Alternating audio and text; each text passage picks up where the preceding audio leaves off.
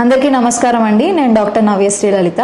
నేను DM critical care చేశాను ఖమ్మం స్తంభాద్రి హాస్పిటల్లో, consultant in critical care department. So ఇవాళ I'm very proud to present case with you all. బాబుకి 16-year-old బాబు మన దగ్గరికి అరౌండ్ February 15th ఆ టైంకి వచ్చారు. ఈ met with road traffic accident.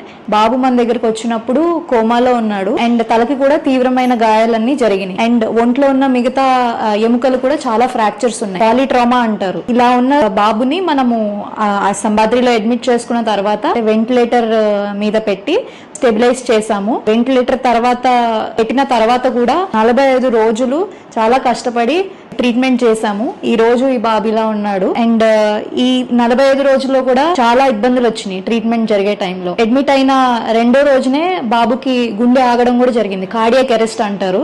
ఆ తర్వాత సిపిఆర్ చేసి మళ్ళీ ప్రాణం అందించడం అండ్ మెదడు పరంగా ఎంఆర్ఐ స్కాన్లో అంతా కూడా సివియర్ డిఫ్యూజ్ యాక్సిడెంటల్ ఇంజరీ అంటారు. అంటే గాయం తీవ్రత చాలా ఎక్కువగా ఉంది అని అర్థం.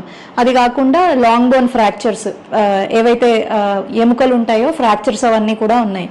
సో ఈ బాబుని మనము వెంటిలేటర్ మీద పెట్టి ఆ తర్వాత ఇక్కడ చిన్న ఆపరేషన్ అనేది చేసాము. ట్రెకియాస్టమీ అంటారు. ఎవరైతే చాలా రోజులు వెంటిలేటర్ మీద ఉంటారో వాళ్ళకి చేస్తారు అది. We had lot of other problems, infections రావడము, బీపీ హెచ్చు తగ్గులు అవ్వడము. We are very happy that he is like this today.